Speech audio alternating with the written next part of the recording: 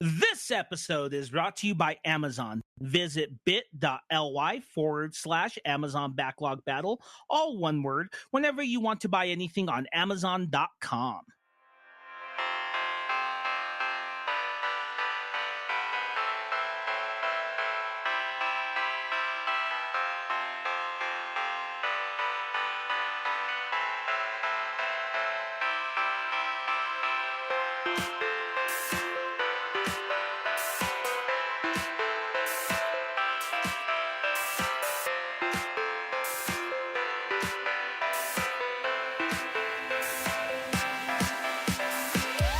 This is the Backlog Battle Podcast, episode 184. Human Princess.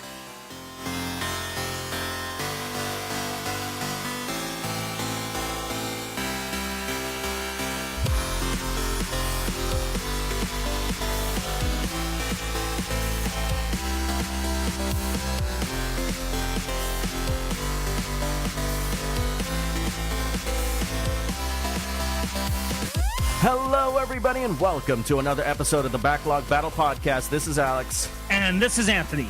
What's up? Not a whole lot. We got a good Sonic game.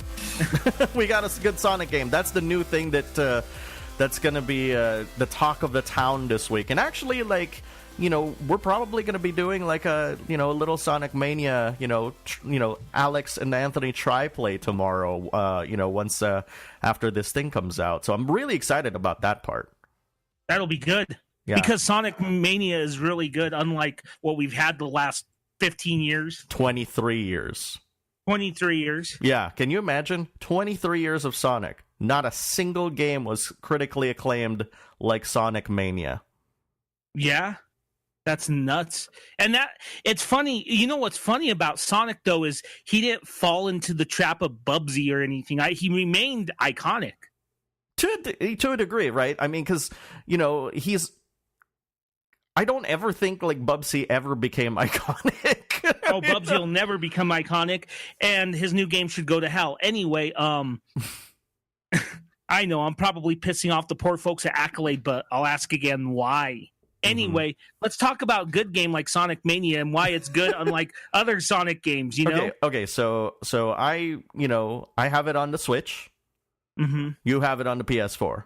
Mm-hmm. So I'll tell you now, no slowdown on the Switch version. It's solid 60 frames per second. I'm pretty sure the PS4 can handle Sonic at 60 frames per second. So I'm not even gonna fucking ask. But wow, wasn't this the biggest surprise of the summer so far? Probably of the year. Of the year? Yeah, I'll probably say of the year. Mm-hmm. Especially for you, I feel, because you're the old school gamer of both of us, and I remember our text messages, with each other, where you're like, yeah, I heard that Sonic Mania is pretty good, and I'm like, oh, I have it. And you're like, I'm buying it right now. Yeah, I didn't expect it. I thought it was going to be another shit game. Now, mind you, this is not the only Sonic game we're getting this year. Oh, yeah. Well, Sonic Forces, which is a post-apocalyptic Sonic game, from what I understand. Yeah, post-apocalyptic Sonic, that just sounds like a terrible, terrible idea. Sonic Team needs to just stop. They just need to stop and give it to these guys who are actually fans of Sonic the Hedgehog, not game developers. They, not on a regular basis. They need to give it to these guys and say, you're the main Sonic makers. And I also think Sonic is a series, much like Castlevania and Contra had become last gen, that are more suitable to mobile forms and downloadable forms. I feel that Sonic is a series better suited for that than making full-out 3D games. Unless they can figure out a way to make a good 3D Sonic game, which I do believe is possible. It just has not been done.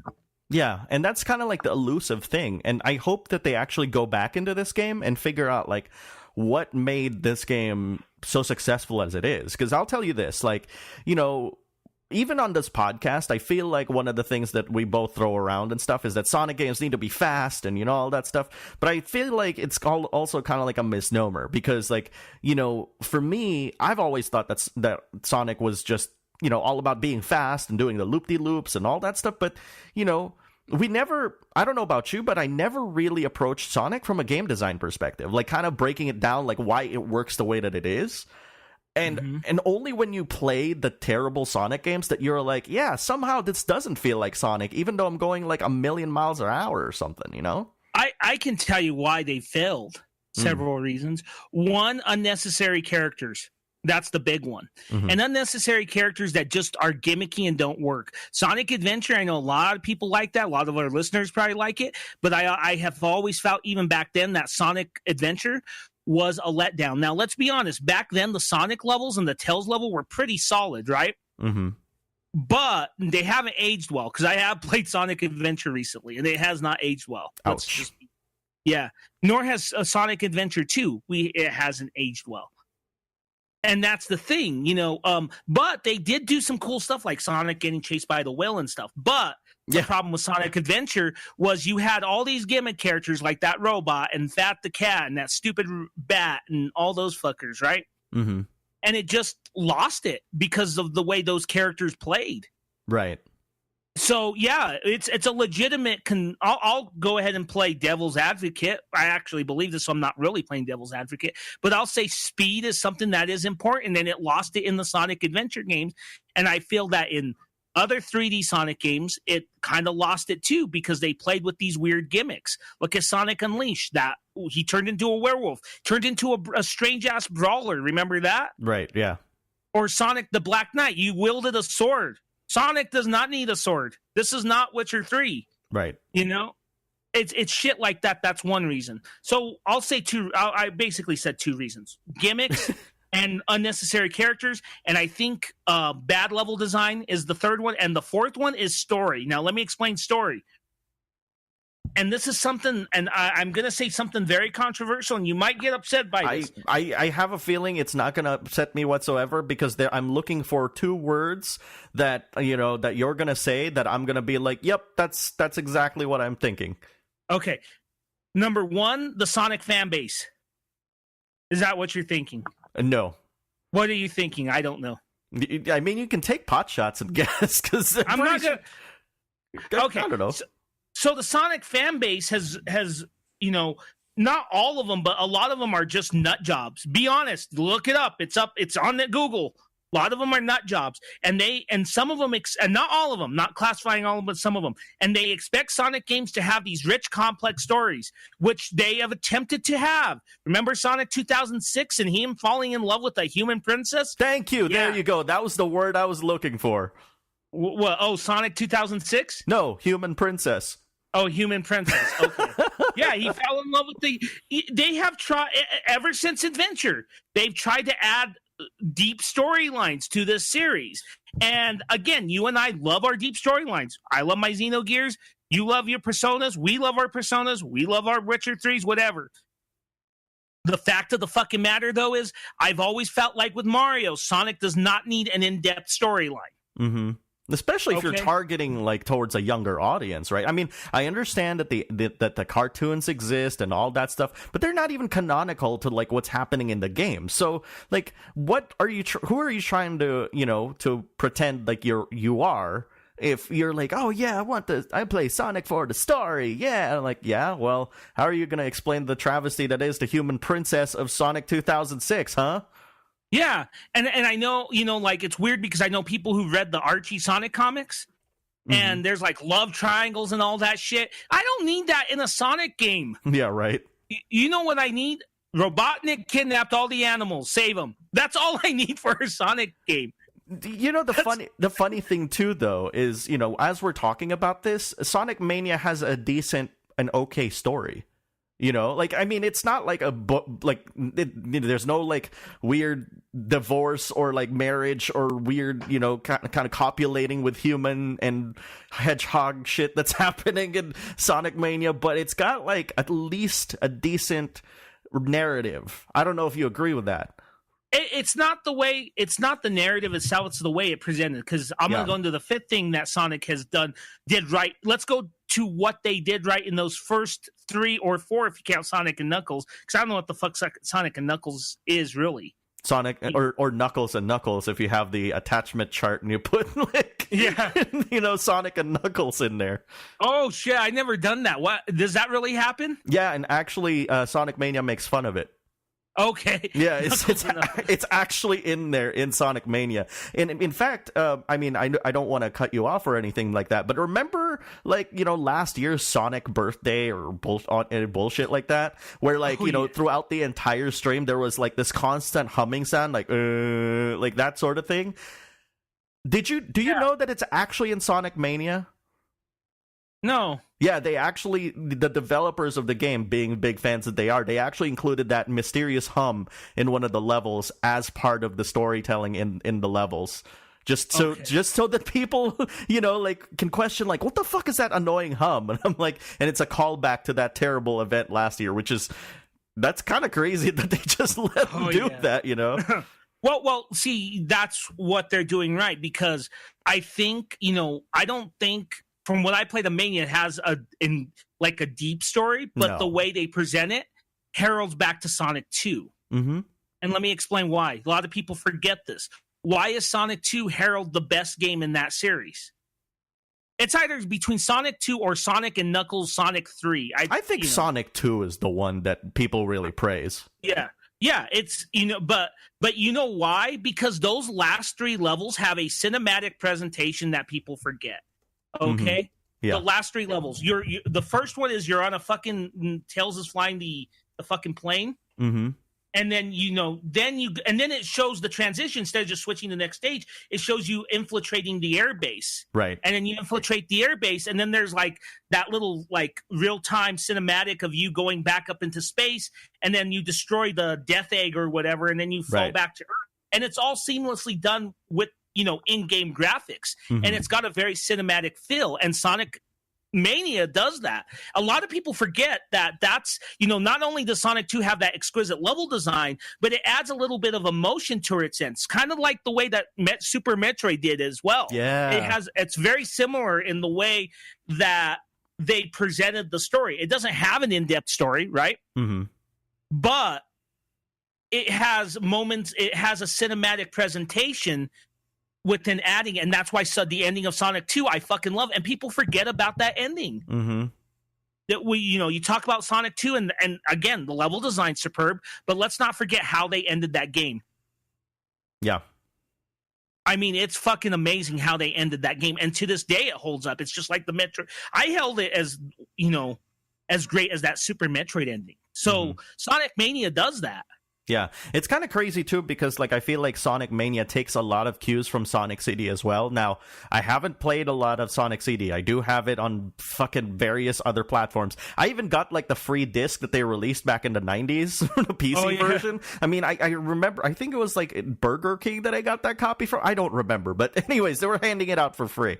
And, you know, it was crazy to me because, like, you know, playing Sonic Mania kind of gave me a vibe of like, all right, well, obviously the Genesis games, right? But also Sonic CD, and how high resolution and how so much of the space was utilized to improve like the animations, like the ring animations in this. I mean, it sounds really ridiculous to talk about ring animations, but like it looks fucking good in this one. Like it looked like they took the Sonic CD ring animation and they're just like, well, here you go.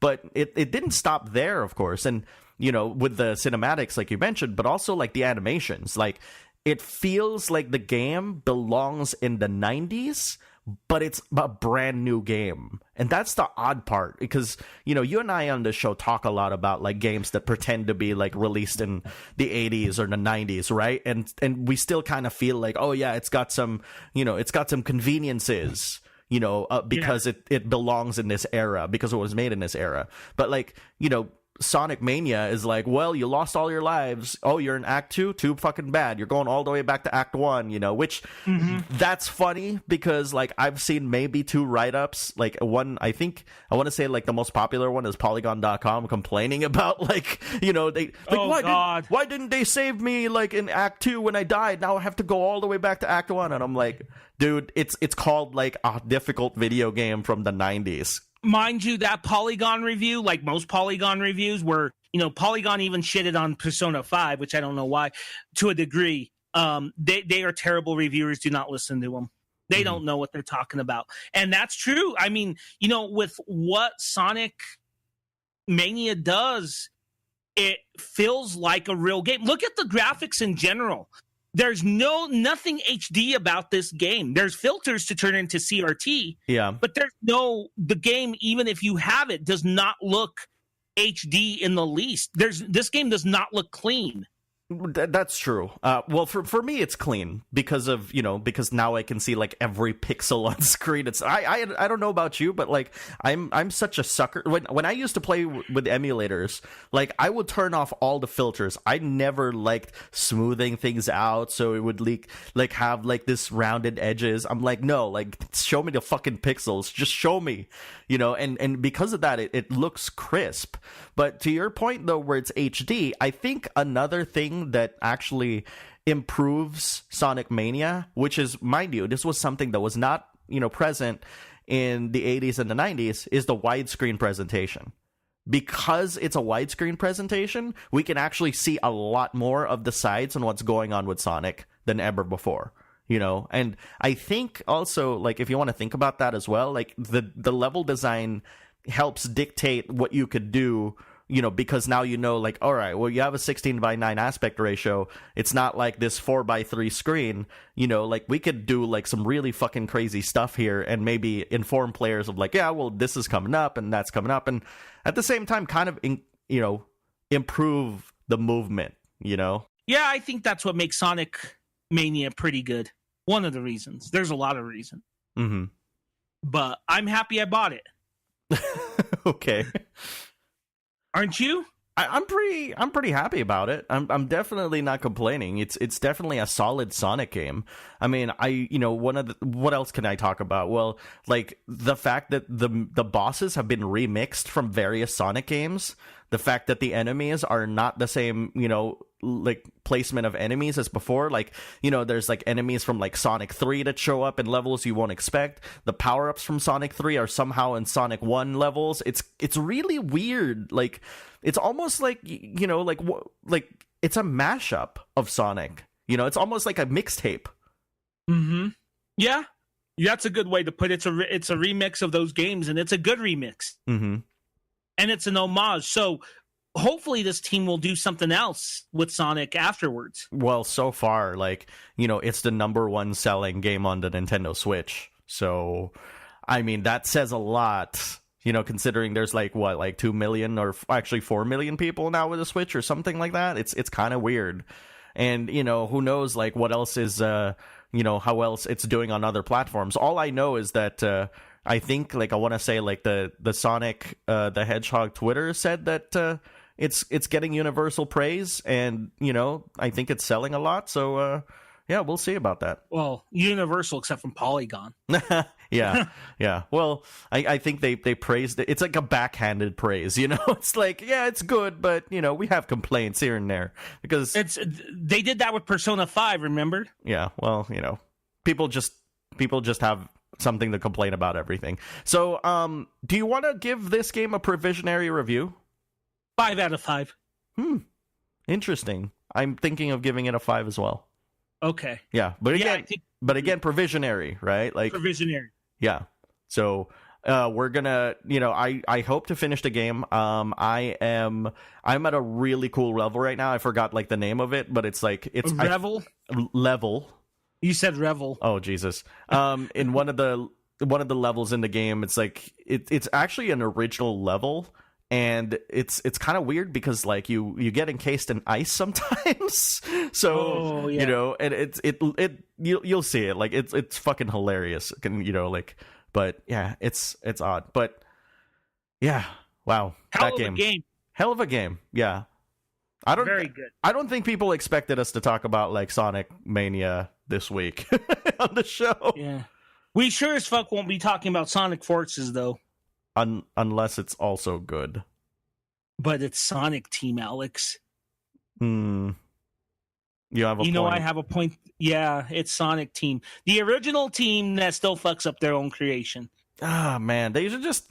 Like you said, like they should just hire like these guys and be like, all right, this is the new director of the Sonic team. It's like, it makes me wonder if these guys can actually do a good 3D Sonic game. Because now that they've kind of shown their chops, like here's the 2D Sonic game, and oh, look at that, it's universally praised. We actually got the formula. Yeah. Well, 3D Sonic isn't impossible. Like I said, there are moments of good 3D Sonic in Sonic Adventure. Mm-hmm. The whale chasing you or that wind level. Mm-hmm. And even though I said the game for the most part didn't age well, those moments still hold up okay. Right. So you can do 3D Sonic. It's just that I don't know what the fuck they were thinking about when they did Sonic Adventure. Yeah. Well, I think, their move was like, well, it's enough that we just moved this whole game to 3D, right? Like, that was probably the whole thing. And they had good intentions. Like you said earlier, like, the whole, whale part in Sonic Adventure 2 was really cool, but it didn't serve any purpose other than, like, hey, run towards the screen, right? I mean, yeah. And the part where, like, the truck is trying to chase you down, like, in this San Francisco street, it was kind of cool. Like, it's got good memories, but it's just, the design of it. And to me, like, I wonder what that means to Sonic, because I don't know if you could just say pick out a 3D game right now, like, for example, like, hey, it's Mario Sunshine, let's pick the way that they designed stuff and let's slap it on Sonic with it, right? Like, I don't think that works too well, yeah it just became gimmicky, like I explained, with my little rant earlier. But that's beside the point. The fact of the matter to me, though, is we are in an era where I think we're seeing Sega kind of make a comeback a little bit. This has been a pretty good year for them. Let's be honest. This has not been a bad year for Sega. Yeah. I mean, and I'm counting Persona 5 because it is a Sega property at this moment. Sure. Okay. Yeah. So you got to count that. And then, of course, there's the 2 Yakuza games. Mm-hmm.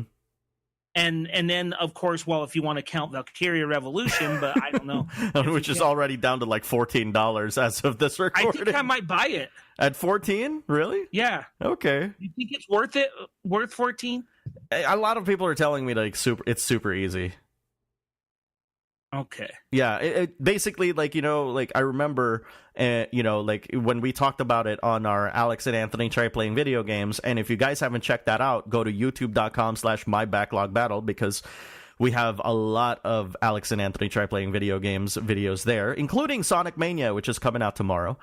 And trailers. We watch trailers now. And Trailer Bash, every Monday at 8 a.m. Pacific. So most of these videos, I'll say all of the videos, come out at 8 a.m. Pacific time. The podcast one is a little bit kind of finicky because sometimes we go 2 hours and stuff and we get problems with the encoding. But otherwise, 8 a.m. Pacific time every Monday, Wednesday, and Thursday. Mondays, it's Trailer Brawl. Wednesdays, it's the podcast. And Thursdays, it's Alex and Anthony Try Playing Video Games. Anyways, enough of the shilling.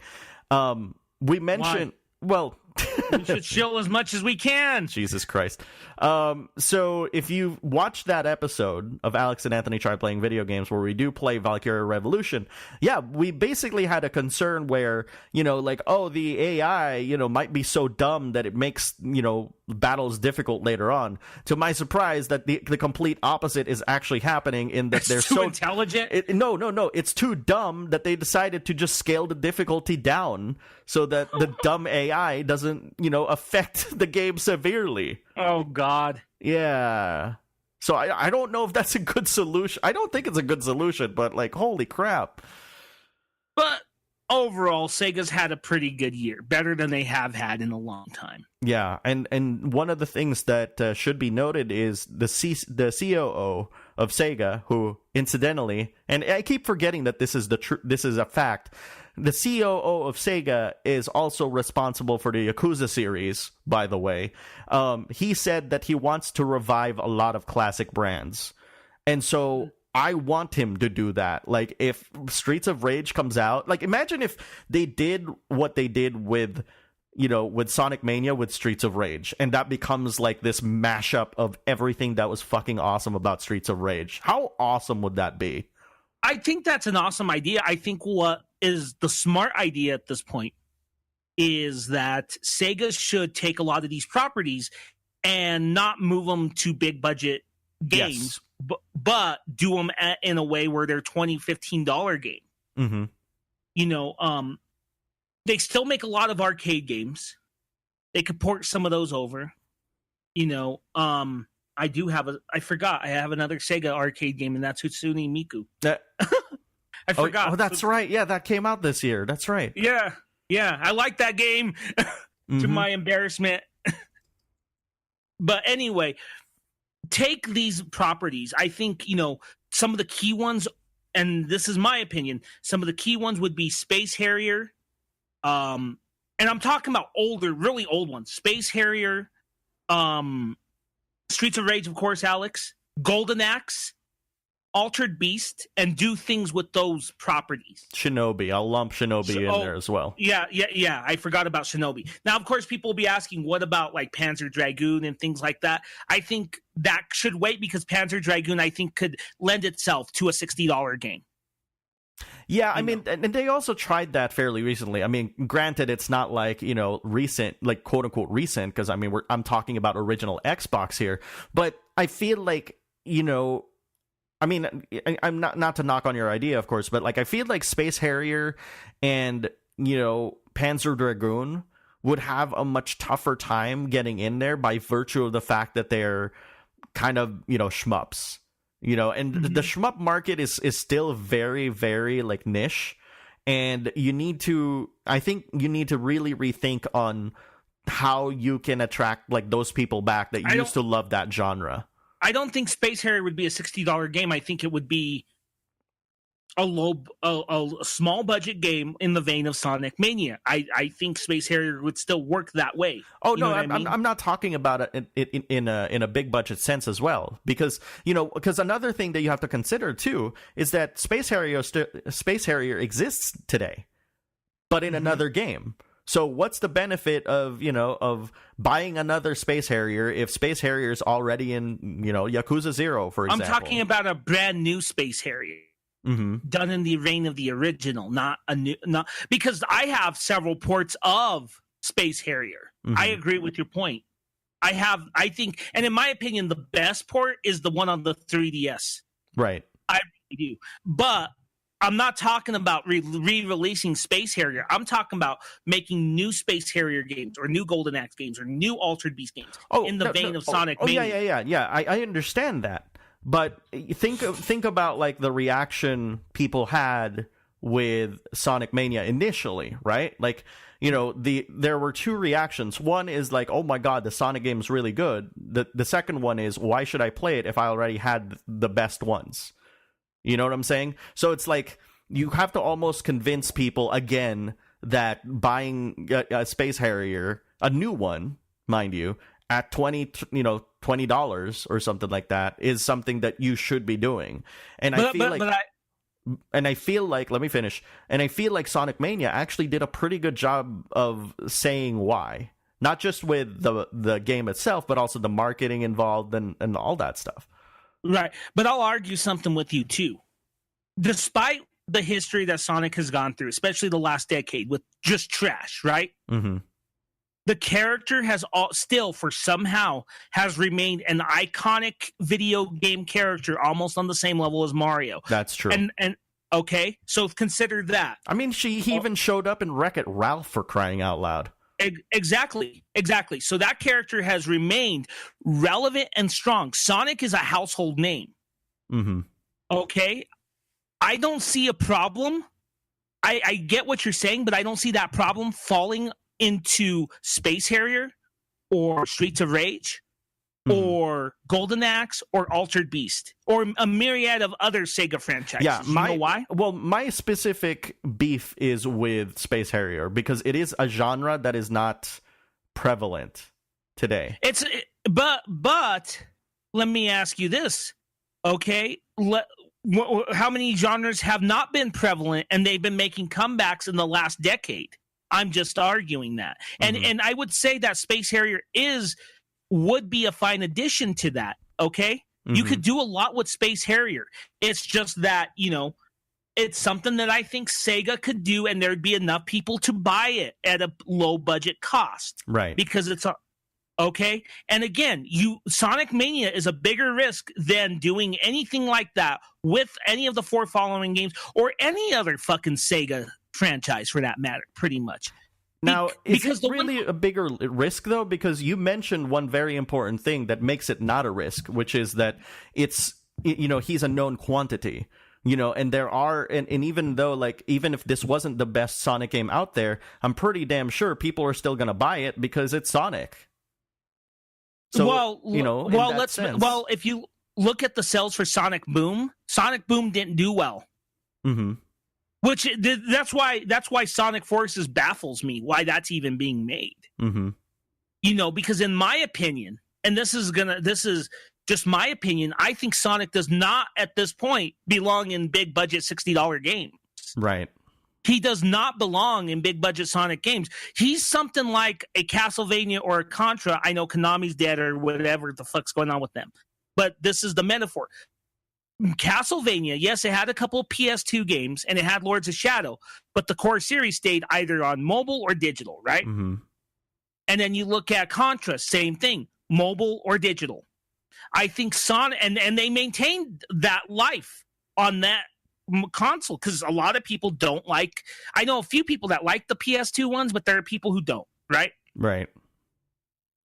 But you look at that, I think Sonic can maintain a life on mobile platforms the way Sonic Mania is, and it can maintain a life on digital, which, right now it's doing both with the Switch version, right?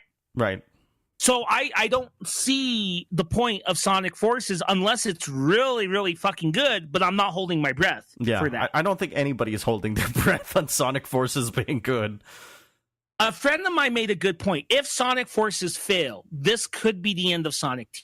And would that really be a bad thing? That's a good point. What if Sonic Team is basically like those two guys who made Sonic Mania? I mean, pretty much, right? You bring up valid points. I don't see ever that Sonic would be like a full $60 game. A $40 game for a 3D one or a $50 one, maybe. But a $60 one, that's just kind of pushing it. That's in the level of some big budget titles like Call of Duty and Infamous, Mario. Yeah. Yeah, I think Mario's more comparable. Mm-hmm. But I just right now, I think it could get to a point if they master what Sonic can be. Because let's be honest, that franchise, I honestly believe, has the potential of being a big budget $60 game. I really do. Mm-hmm. Okay? The problem is they've made big budget $60 games that are not worth that much money and that are just garbage.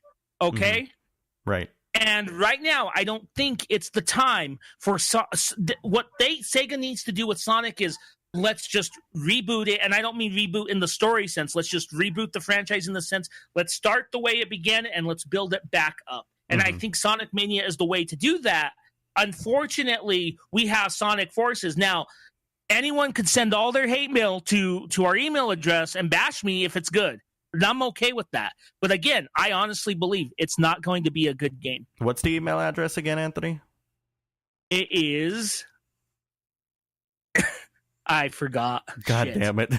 You need to memorize this at some point. Okay. You tell them the email address where they can send their hate mail. I only say it every week. It's funny because I remember that conversation that you had with Down Phoenix when he guessed it, and he's like, here's the email address and here's the website. I know. God damn it. Terrible. Our guest knew it. Our terrible co-host, Anthony. Tisk tisk. No, just kidding. It is podcast at mybacklogbattle.tv. Say it one more time, Anthony. You rambled it real quick. Podcast at mybacklogbattle.tv. There you go. Okay, there you go. Say it again. Okay. Podcast at mybacklogbattle.tv. There you go, motherfucker. Say it again. No, I'm done. No, say it again. I want to make sure you know this. Fuck, Alex. It's podcast at mybacklogbattle.fucking.tv. At .tv. Okay, there you go. You got to say it again now because you added fucking. They'll get it. Let's just keep going. Let's keep going. Okay. Okay.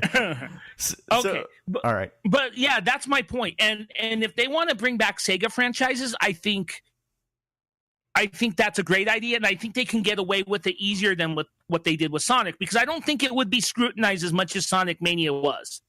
Now, so here's a better question. Which one of the games that you mentioned would you want them to do first?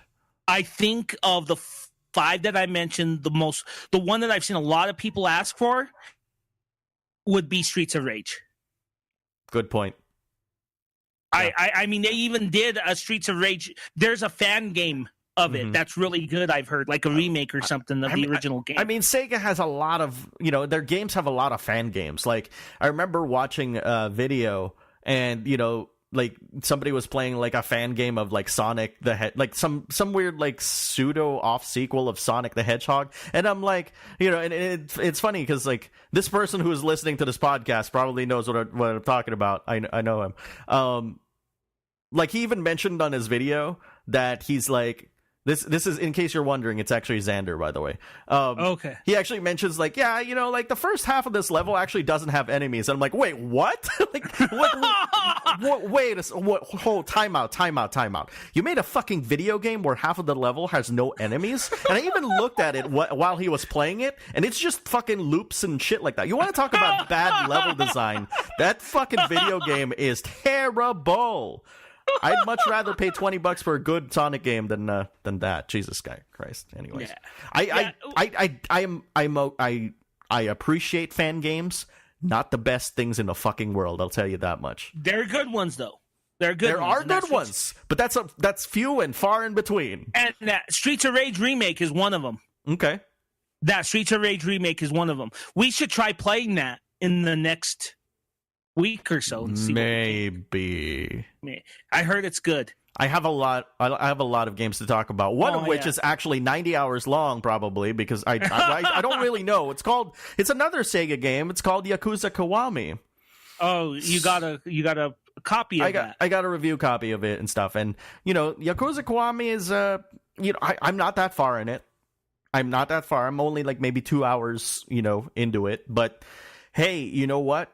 If we can see the rest of the Yakuza series on the fucking PS4, and this is just the start of it, I'm up. I'm in. Like, I would have bought this game at the price that they were selling it, which is, by the way, Anthony, it's only $30 fucking for Yakuza Kiwami.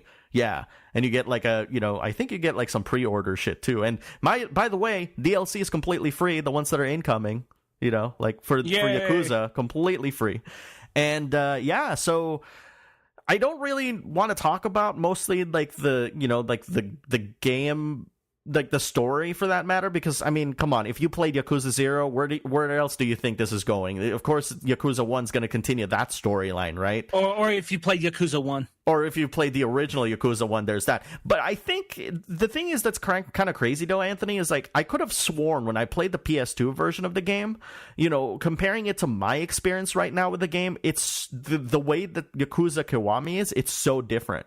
Like, it feels so different than the original Yakuza game, because for one, it's all the original Japanese voice actors. It's not Mark Hamill or any of these Madsen. Like Michael Madsen and stuff, like voicing characters, like in the PS2 version, which by the way I still have. Funny enough. Oh shit! But like, I'll talk about that later. But like like they added a lot of cutscenes that bridge the gap between 0 and 1, because like 0 never existed before a few years ago, right. So they actually went in and added new scenes to smoothen out the transition between 0 and 1 so that both storylines are connected, right? And what's kind of interesting is like there's a lot of characters from 0 that I've met in 0, like Sarah, for example, who show up in 1 maybe for a few minutes. But now, like, I know how important they are because I've played 0. And again, if you haven't fucking played Yakuza 0, what the fuck are you waiting for? You should pick up that game right the fuck now, because it's still an amazing game. And, like I said, Yakuza Kiwami is $30. It's coming out next week. As of, the release of this recording, it's coming out on the 29th. It's so far a fantastic game. Like, I love the action as always. I love the brutality. It's the same voice actors as before, which, you don't understand what the fuck they're talking about anyway, unless you're Japanese. Or you can attempt like what Alex and I did at the end of the Yakuza 0 video and attempt to voice act. Yes, we could try doing that, because sometimes that's missing. I don't know. Maybe and I'm kind of just proposing this off the cuff. Maybe we should do like a let's play of Yakuza Kiwami, just to kind of show you what it is. Now, I'm not going to do a traditional one with just the battles. I'm going to try to find like the kookiest mini game that I could show you. Of course. Yeah, it wouldn't be one of those videos. Because, I mean, everybody else is showing like the combat, how awesome it is, which is awesome. Yakuza's combat is awesome, by the way. So anybody who still hankers for that Shenmue 3, well, we've been playing Shenmue for the past 10 years now. It's called Yakuza. So, and where the fuck is Shenmue 3? Where is that game? Yeah. Just pour a little bit salt on that wound. like what is it? Like, we're gonna get like 3 Yakuza titles within this next year or so. Like, so we have 0, we have Kiwami, and then 6 in the first quarter of 2018. Jesus Christ! I mean, I'm just saying. I mean, let's be honest, and I don't think Yakuza gets enough credit for this. It is Shenmue done right. Oh yeah. It is Shenmue done right. And I'm sorry, but Shenmue 1 and 2 are, I've always felt, even when I played, a lot of people like, oh, you're just playing it now and you're backseat quarterbacking or whatever the fuck it is. You know what I mean? Mm-hmm. No, I'm not, because I didn't like Shenmue. What killed me about Shenmue is I had to get a job and stupid shit like that. I don't want to work. I kind of disagree with some of the people like who say like, oh, well, you're just like a bandwagoner by joining like at the very end and playing it. I'm like, no, I actually don't agree with that. I am a you know this, Anthony. I'm a proponent of a game that is timeless. You know, right. And that's the real proof whether or not a game is amazing. Like, you know, like a good example, and we always bring it up on the show and in many other episodes, Chrono Trigger. Timeless, right? Because you can play that right now and it'll feel exactly like how it was back then, and beyond nostalgia glasses, right? Like, it'll still feel like you can play this game for hours on end. It's good, and it's really good, and you won't get bored. It'll still feel like a modern game, or even if it feels like a like a relic of its time, which Chrono Trigger doesn't. It feels like it's still playable. You know what I'm saying? Like, you play Shenmue now, and it's fucking, like, just banal as fuck. Like, we're talking, like, all right, well, where's my underwear? Let me look at, like, 15 fucking drawers as I slowly, like, use my actual hand in the game to do it. It's so dumb. Oh, here's a QuickTime event where you have to fucking kick a soccer ball. You failed. Oh, you suck. Oh, it's like, I got one better for you. Forklift racing? Oh, yeah, that was shitty, but I got one better. Oh, look, I got a capsule toy. It is of Sonic the Hedgehog. And that's how the motherfucker actually sounds in that game. And there's people, I do not understand, and I have to reiterate this for new listeners. I do not understand the fucking praise for Shenmue. Even back then, the voice acting was an archaic piece of shit that will go back to something I'll talk about later on, in my Mega Man Legacy collection, but it's something from like 1994. Not 2000. We were beyond that in 2000. Yeah.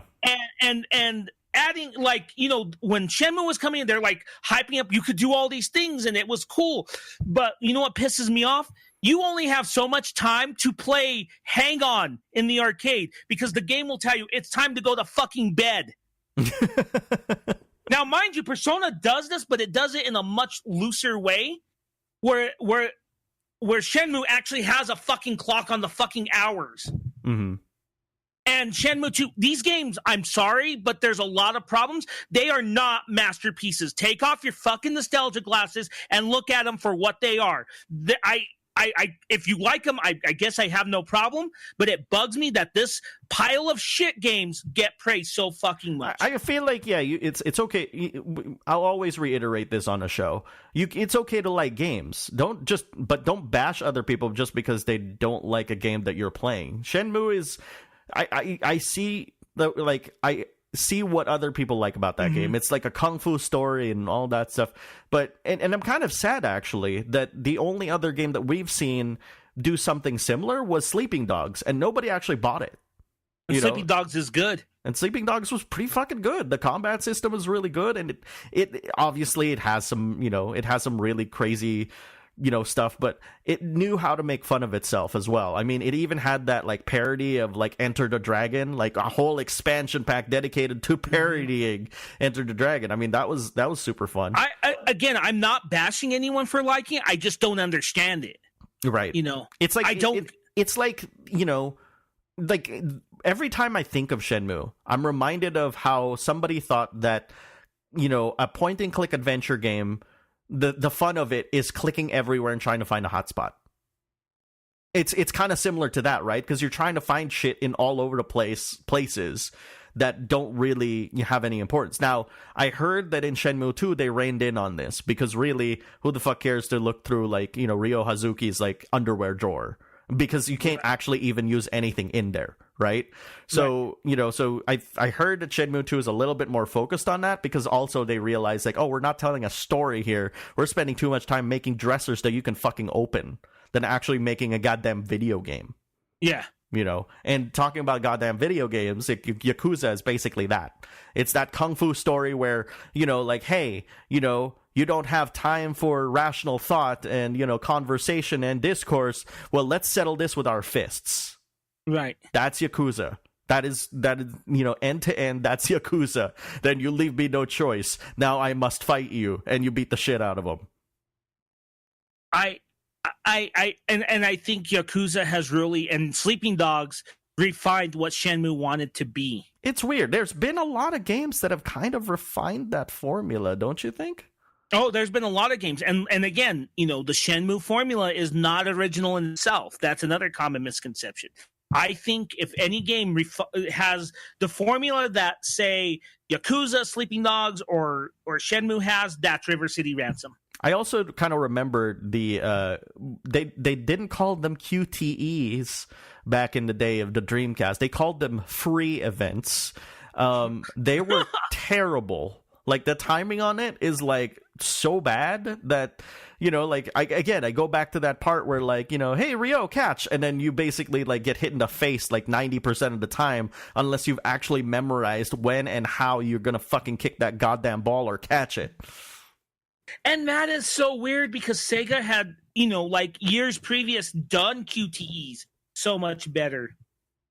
You know what I mean? Mm-hmm. Like Die Hard Arcade, or what is its Japanese game called? Dynamite Deca. Yeah, Dynamite Deca. Yeah, those series did motherfucking QTEs much better than Shenmue did, and they were, like 4 or 5 years prior to that. Mm-hmm. So, I mean, I don't want to keep talking about Shenmue, but I think Shenmue is one of those games, because I was thinking about this the other day, because my girlfriend and I were talking and stuff, and we were talking about how there could be, like, very well-made games, but are actually really shitty. Like, you'd have no fun actually playing them, right? Right. And I feel like Shenmue is a well-built game. The problem is the gameplay is pretty shitty. It's boring. Yeah, they forgot to put the game where it's supposed to be, but yeah. Anyway, so going back to Yakuza, though, I don't want this to be like a slam fest. Like, Yakuza is turning out to be, like, already, like, a crazy, game for what it is and stuff. And it's like, like, I can only really talk about, as of this recording, I can really only talk about, like, the first 2 chapters, because I just got to the second chapter. But it's interesting how the main characters, like Nishikiyama, for example, how he changed because of the events of this game, and based off of, like, how he was in Yakuza 0. Because, of course, like, that whole storyline was kind of extended because of Yakuza 0. We get a little bit more, exposition as to why he acts the way that he is and stuff, what other people think of him. And they kind of reinforced that at the beginning of Yakuza, because, again, that was part of the original Yakuza. So now we have a game where basically, like, Nishikiyama's actions are going to culminate. And Kazuma Kiryu, your main character, is pretty much, he's got out of prison after 10 years of being in a slammer. So there's that. I'll tell you this. There is one major feature of this game that's kind of crazy. Right. The Majima Anywhere system, which is kind of insane. Majima Anywhere is basically like a gameplay function of the game where Majima will just randomly attack you in different places. Now, you're probably wondering, like, what's the benefit of that? Can't I just run away? Well, there are 4 different fighting styles in the game, one of which is the dragon fighting style, which is what Kazuma Kiryu is known for. You know, that was his initial fighting style in the original games. In order for you to actually unlock new abilities for that style, you have to fight Majima and defeat him. Yeah, and he can randomly attack you at any given point, and it would be super advantageous if you actually fucking took the time to level up your character and or get weapons and defend yourself, because he could be deadly. Yeah, you want to talk about like how this game is closer to an RPG? This makes it pretty fucking close to an RPG. I gotcha. Well, I thought Yakuza 0 did a fairly interesting job doing that. Yeah. I mean, you still get random encounters, right? But nowhere do you get like a random boss encounter from time to time. I gotcha. Yeah, and this is one of those times, yeah. Well, I am really pumped up because I think I'm going to pre-order this game in the next week or so. Mm-hmm. And I will probably try to play. I don't know. I'll be honest. I don't know if I can, but I just like buying. Look, I like stockpiling my games. That's why I buy them at release sometimes. So, yes. Well, hopefully, like we can finish like, you know, Sonic Mania at some point. I want to finish it out. I Sonic. Yeah, Sonic Mania is a hell of a lot of fun games. I'm very curious to see what they did for the end, for like the last stages. Yeah. Well, I'm not going to say anything. I want you to be surprised, because I thought, like, you know, like I was at the last stage and I was like, oh, nope, it's not the last stage. There's more stages. Yeah. Oh, God. Yeah. Yeah. It's like, didn't like the original Sonic have like 19 levels or some shit like that? Yeah. Yeah. Well, yeah. They had zones, and then the zones were into 3. Here's how I could tell you how Sonic 1 and Sonic 2 were structured real quick. Sonic 1 had several zones, but they were structured into 3 acts. Okay? Sonic 2 had more levels than Sonic 3, but they were structured into 2 acts. Okay. One major difference I forgot we should have mentioned between this and the older Sonic games, and I'm not too. I've played a lot of 3, but I don't remember. So if this was in 3 and Sonic and Knuckles, you could correct me. But one thing I know that's not in Sonic 1 and 2, but in Mania, is that at the end of each act there is a mini boss. Mm-hmm. And there was a mini boss in Sonic 1 and 2. You'd always fight a Robotnik machine at the end of the second act of that zone. But again, you know, there was no mini boss prior to that. Yeah. So. I don't appreciate that some of the reviews actually spoiled one of the boss fights in the reviews. Really? Yeah. And actually, like, you actually texted me about this one specific boss battle. And I was like, you know, it is what it is. It's a callback to this game. You know, remember that one? I know what you're talking about. Yeah. So I feel like it's not, you know, take our word for it. Sonic Mania is a fantastic game. Yakuza Kiwami is coming out next week. That's also an awesome game.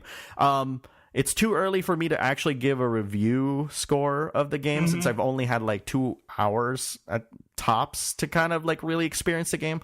But I'm hoping like by next week, once the game actually comes out, you know, like the Wednesday after the release, like I'll have my opinions. So, but if there's any other place that you want to kind of save some money when you're buying video games and stuff, you can always use our bit.ly link, bit.ly/Amazon Backlog Battle. So go check it out there. Basically, like if you click on that link, you will be taken to Amazon.com, and Amazon's always got like 20% off on new games, and you know, 20% off of $30 is pretty good. So yeah, so go check that out. It's on PS4, obviously Yakuza Kiwami, and yeah, we'll most likely do a video on that in the hell to the future. Yeah, and it's gonna be fun.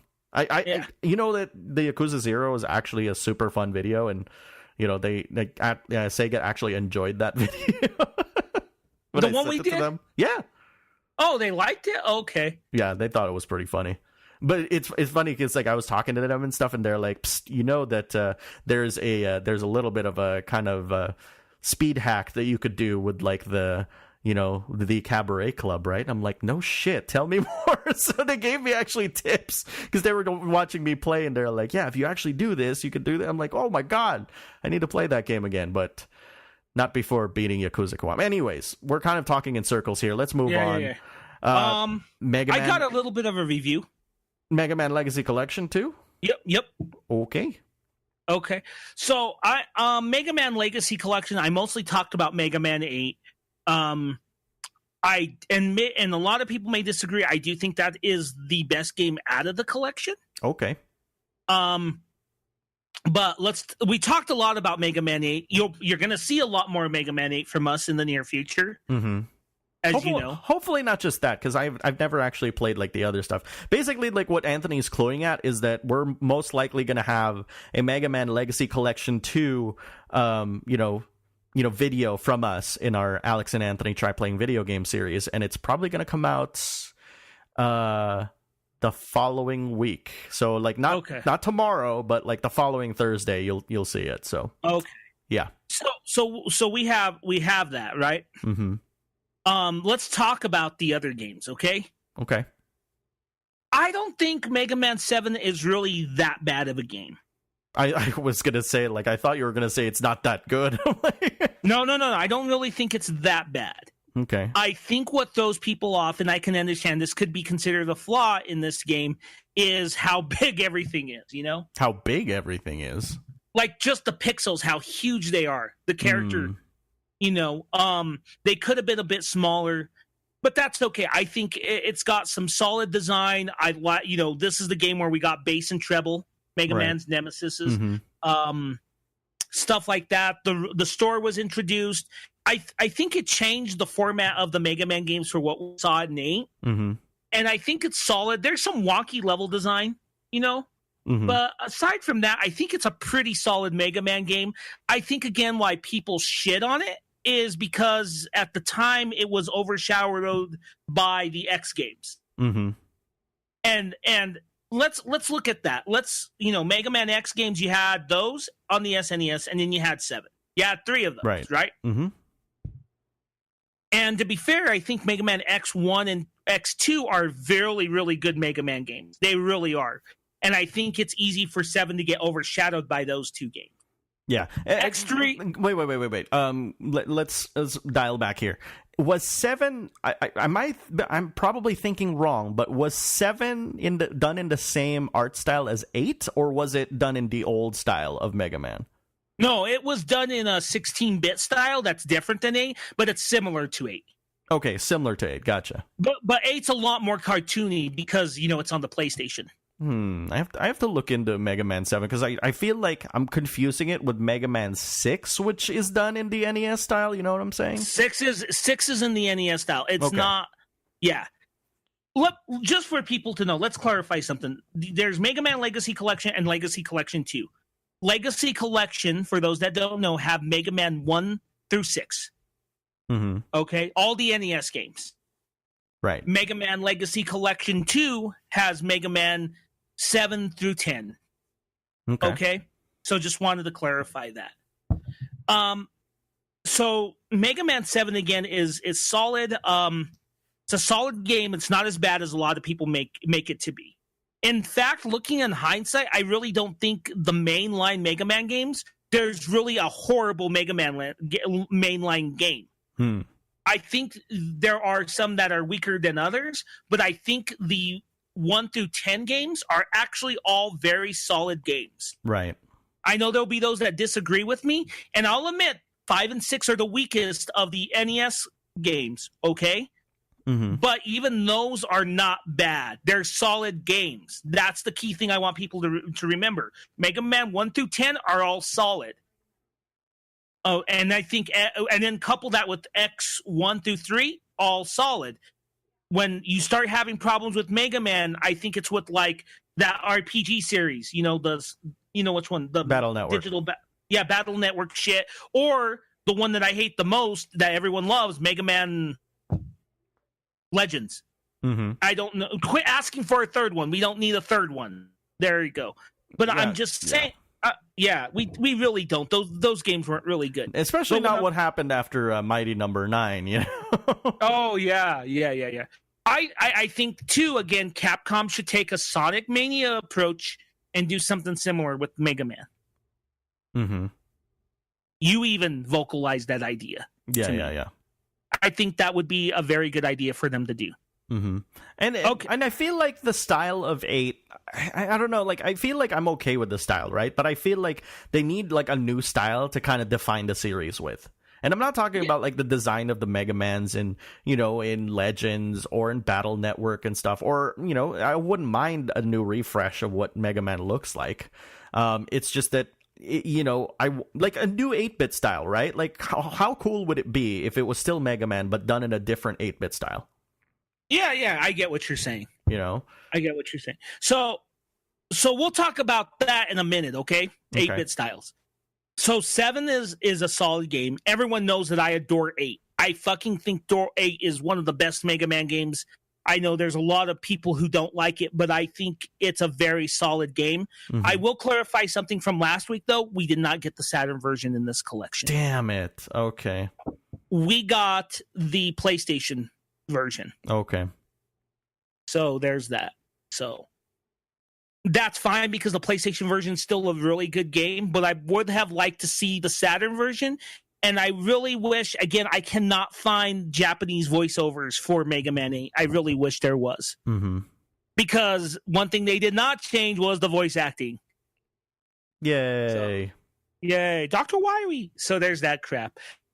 But we talked a lot about 8, and we'll be talking a lot about 8 in the future. So let's move on to 9. I like 9, and 9 is really a throwback. Because what they did was they stripped Mega Man of the Mega Buster and the slide, and he plays like he does in Mega Man 2. Mm-hmm. You remember this, right? Yeah. Okay. Mega Man 9 is a good game, but I think there is a problem with it. And the problem is the difficulty. It's not challenging. I think at times it's a little cheap and unfair. Mm. And I don't like that. And I think Mega Man 9 is good. Again, all Mega Man 1 through 10 are good. It's just that's what hurts that game. Okay. I really do. Okay. So let me ask you this. In terms of like its design, like does it feel like it's the next natural step after 8? No. Okay. I think, I mean, it carries things from 8, not graphically, of course, but like the store, roll store, and things like that. But I know what they were trying to do at the time. Mm-hmm. And this was 10 years ago since we got Mega Man 9. Go figure, right? Yeah, just for people who don't know, this was actually like a downloadable title on like PSN and Xbox Live, and PC. So it's like, wait, I don't even know if PC got it. It probably did. But like, like it's the first official title since the PlayStation 1 era. Like it's a sequel to that, Yeah. So and that's why I kind of asked that question, because like, okay, if your whole goal is to basically create a throwback of Mega Man and stuff, then by all means, like do it. But it's weird that it's one of those game franchises that it seemed like the company who owns them don't know what the fuck they were going to do with them. Exactly. And remember, there was that Mega Man universe idea. Remember at the time that was floating around. Yeah, there was that, and and they had plans. And then there was Mega Man Legends 3. A lot of people forget was actually in development. Mm-hmm. So they were actually moving full on ahead to do something with Mega Man, right? But they didn't. So. You know, and I think, there's no big losses with both what Universe was trying to do and, of course, Legends. You know how I feel about that. Mm-hmm. But yeah, so 9 is a good game. I just think it's way too difficult in a cheap way sometimes. Yeah, cheap difficulty. No bueno. Yeah. It's a good game. I think it's also one of the reasons why I just neglected to purchase 10. Okay, let's talk about 10 for a second. I'll be honest, 10 is a better game than 9. 10 is a much better game. I think it's a better balanced game. A lot of people, again, it's kind of that thing where they look down on 10 because 10 came out only 2 years after 9, right? Yeah, that's okay, though. But that's fine. I don't, and the ability to play as Proto Man is fine by me because it's kind of that like Mario and Luigi element. When you play as Luigi, he has his own abilities and Mario has his own, right? Mm-hmm. But with 10, overall, I think it's a much better balanced game, and I feel it's probably the second best game in the collection. Mm-hmm. It's solid. It's a solid game. And I think it blows the water out of 9. I know a lot of people like 9 because they like that crushing difficulty. And I like crushing difficulty when it's done fairly, i.e. Bloodborne. You know what I mean? Mm-hmm. But I'll tell you this. I think Mega Man 10 is, again, a much better game than 9. And if 9 soured you, checking out 10 is worth it because it goes back to the roots. It's just not. But you asked me earlier, is this game a step forward, right? Mm-hmm. From 8. And again, I will reiterate, as good as this game is, it's not a step forward.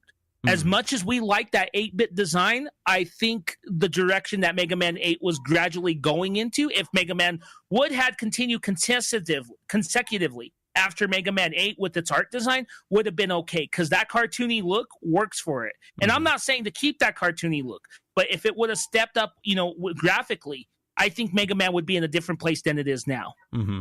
And I think, as much as I like the 8-bit styles of 9 and 10, I think we need to move away from that if Capcom's going to make another mainline Mega Man game. Mm-hmm. And again, I love the art style of 8, but I also do believe that, they should also step away from that as well and move into a different direction, which reiterates your question from earlier. I know what you meant. You didn't mean a new design for Mega Man, like a new suit. You meant just a different look, like maybe using the way Street Fighter 2 does, 3-dimensional polygon look for a 2D game, something like that, right? Or even it doesn't have to be 3D. I mean, again, like look at Sonic Mania, right? Like it respects what came before it, right? And in a way, it kind of shoves aside like all the 3D ones and also all the 2D ones that it came before it between the Genesis and now, right? I mean, I feel like, in order for you to kind of like, do a new Mega Man game, you have to kind of go back in the beginning and almost make like kind of like a remix of everything, right? I'm not talking about like, oh yeah, let's just fucking repeat like Mega Man, retelling Mega Man 1, 2, and 3. Maybe that'll work. Who knows, right? Like, imagine if you get like a Mega Man game where all 3 games were basically mashed together and somehow it worked really well. I mean, in a way, like Mega Man 3 tried to do it, right? With like the ghost robots and shit. Like, and you see how well that worked. Like maybe it's something like that. I'm not saying specifically like that, but what I'm trying to say is that this is a universe that is so rich with content. What the fuck are you not doing with it? Is the question. Oh, and that gives me a chance to plug our website, because we did talk in deep length about Mega Man 3 back in October, and that episode is on the podcast website, correct, Alex? Of course. All the episodes from this podcast, as well as all the previous podcasts Anthony and I are in, are on the podcast. Where again, Anthony? At backlogbattle.tv. Wrong. Oh. God damn it. What's our email address again? Podcast at mybacklogbattle.tv, Alex. Yes. Okay, so what's the last part of that? .tv. No, mybacklogbattle.tv is the website. There you go. Okay. Yeah. There you go. Yeah. So the name of the episodes is Mega Mania, and actually next week, if our schedule still allows it, we're gonna actually have same dude who was actually on that episode, Salvador Payne, who also wrote the fantastic behind the scenes retelling of like what actually happened to Mega Man 3. You can get that at Boss Fight Books. You should go check it out. He's probably going to be back next week, and we're going to be talking about other video games other than Mega Man. But we might talk about Mega Man, because why not? Mega Man Legacy 2 is in our brains. Why not fucking do that anyway? So. Oh, and he and I can bet. You know what I love about Mr. Payne? Mm-hmm. He hates the Legends games as much as I do. Jesus Christ! Well, that would be an interesting conversation. He actually told me he got a Switch, by the way. Oh. Yeah. So I need one. So one other person. GameStop said they're gonna have some this week, so without any bundles, FYI. We'll see. Yeah. So anyway, do you have a review score for Mega Man Legacy Collection 2? 4 out of 5. I wish there was more in special features a little bit. Okay. I wish we could play.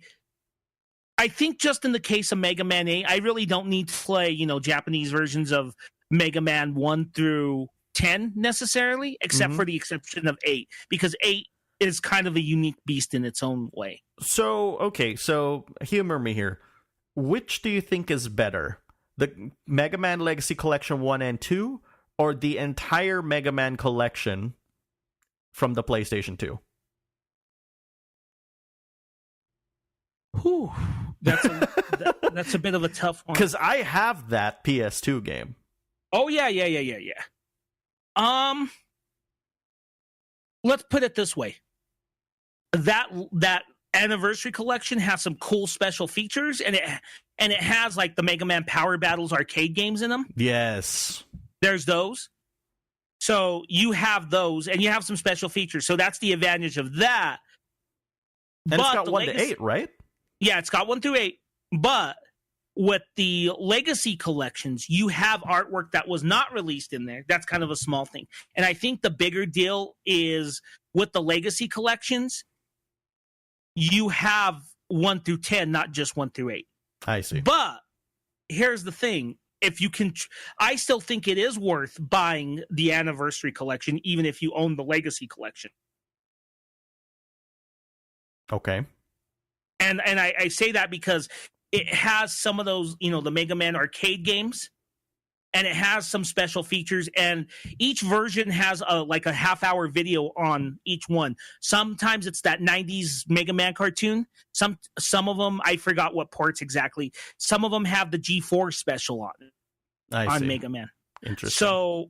So there's some cool things, but aside from that, both collections I think are, different. Of course, the Legacy Collections also have like borders and HD presentation, and you could change the CRT and just things like that, But I think obviously overall, if I had to choose between one, I would choose the Legacy Collections at this point, because it's 1 through 10, mainly that. And that's a little unfair to the Anniversary Collections because, 9 and 10 had not come out at that point in 2004. Mm-hmm. But in all honesty, I would prefer the Legacy Collection. So. Interesting. I actually prefer the Anniversary Collection because Power Battle is in it. Yeah. I think that's one thing I think Legacy Collection 2 hurt. I would have liked to see some of those sub games that we never got. Mm-hmm. Because there's a Game Boy Color game that some people considered the real Mega Man 9 at one point. Mm-hmm.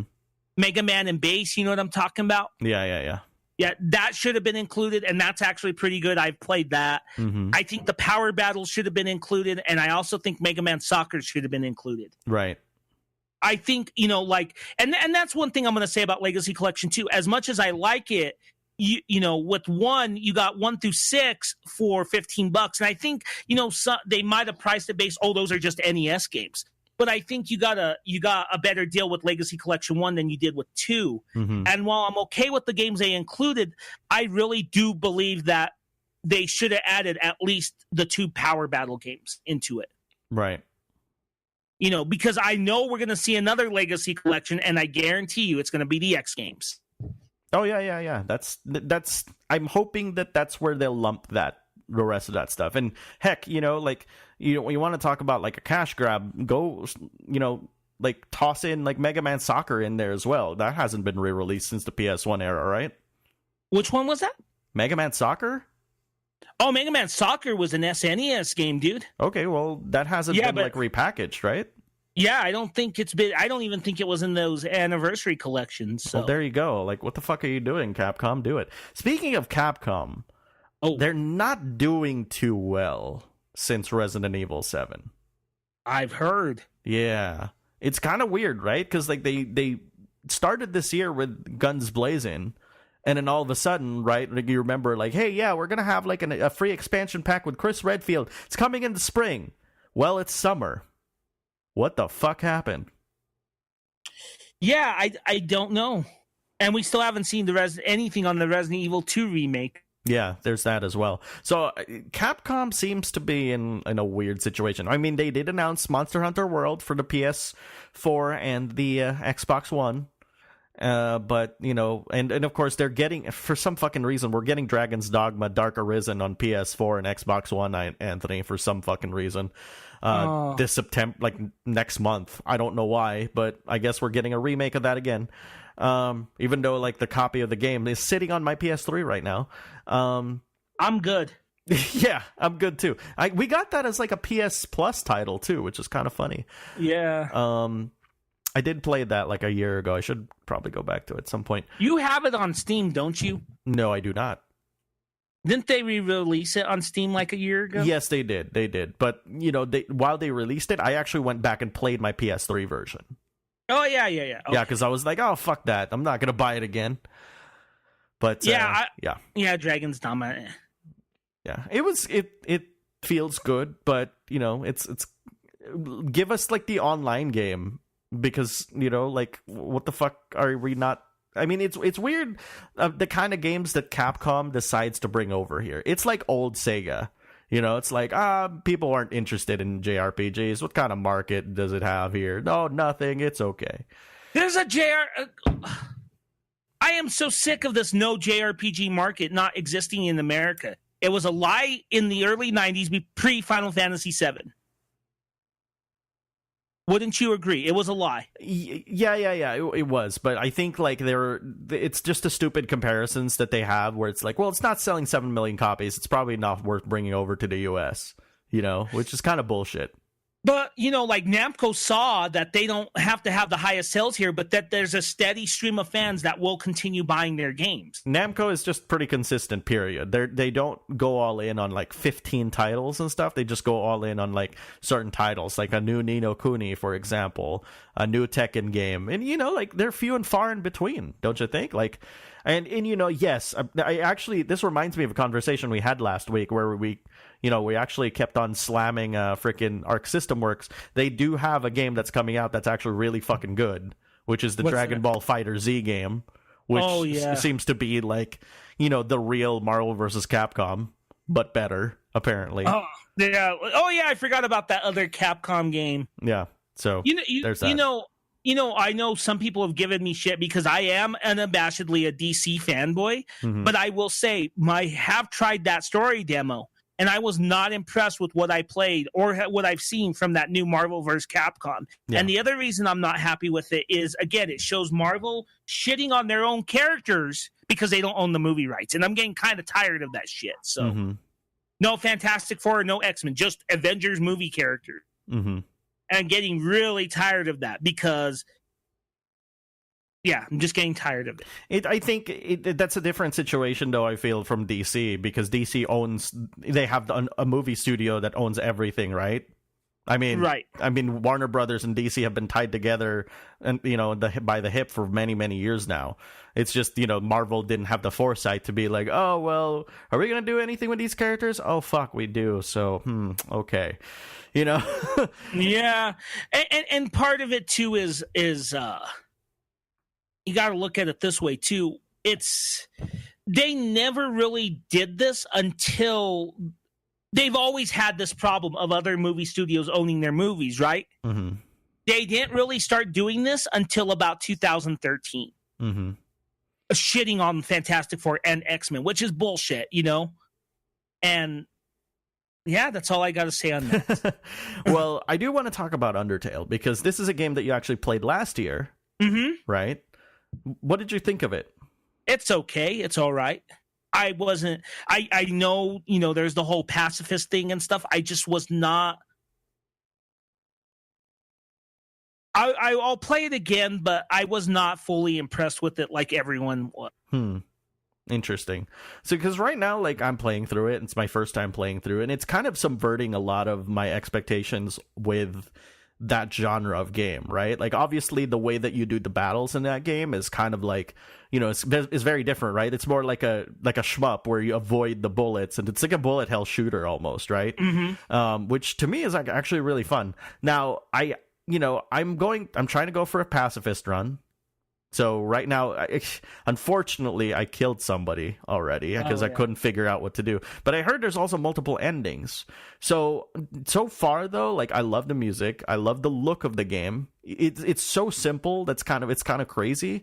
But it almost, like, you know, to me, like, it strikes me as kind of like as something that has the same kind of level of insanity as Yoko Taro's, like, Nier Automata in some ways, where the developer is just going balls deep into just creating whatever the fuck he wants, but it's not a bad thing, right? Like, there's some really funny jokes there that are actually really legit, and like it's interesting. Like, I'm playing through it a lot more. I'm at the part where I met Papyrus for the first time when in his brother Sans. I don't know if you got that far. But they have a very endearing relationship, and it's kind of funny because I'm remembering characters in the game, like, as in, like, they're kind of they've settled into indelible marks in my brain, and it's kind of, I think even with the art style, the simplistic art style of it goes to show, like, how far those characters have come in terms of, like, emoting and kind of showing expression, and even the kind of dialogue that they showed, and the art style too. Like, these things all coming together to kind of, like, make you realize, like, hey, you know what? There's something special about this game, and it's really easy to kind of dismiss that it's like, it's kind of like an homage to Earthbound, which, the new trailer showing off the PS4 version actually has an interview with the creator of Earthbound about Undertale, by the way. Oh, wow. It's really, it's pretty awesome so far. For me though, like, I'm giving it a provisionary score of 4. And I played up about 3 hours of it. And the reason why I'm only giving it a 4 is because I know I'm going to have a really long time with this game. And I'm going to have to play it more in order to, like, really experience everything. Yeah, I get what you mean. Yeah. I'll give it another shot, but I don't know. I wasn't feeling it when I played it. Mm-hmm. It's just one of those things where you can feel games and you don't feel other games. I see. Yeah. Not that it's bad, but, Yeah. It doesn't sound like a game that you'd be into. It did. I'll give it another shot. I don't think I really gave it a shot. So yeah, I mean, you don't have to do a pacifist run if you really want to do, like, a non-pacifist run. I mean, the game supports it, obviously. I'll kill everything. Yeah, but that's kind of the beauty of that game, right? Like, you could play it however you want. Like, you have the choice of doing right or doing wrong, in that game. I chose to do it, like, the pacifist route, because that's kind of like the way that they told me how to play it now, right? Mm-hmm. Now, I will go back at some point and kind of do, like, a brutal run, like a violent run, but, hey, it is what it is. Yeah. Yeah, we'll see. I don't think I'll buy it for PS4. I have it on Steam, so. Yeah. It's cross-buy, by the way, if you do get it on PS4. It's PS4 and Vita compatible. Nice. Yeah, so nice. It's really nice to be able to be like, all right, I'm going to play it, like, on my Vita. Okay, cool. I think it would be a good Vita game. Maybe I'll get it for... It's an excellent... Well, if you get it on the Vita, you get it for PS4. So there you go. Yeah.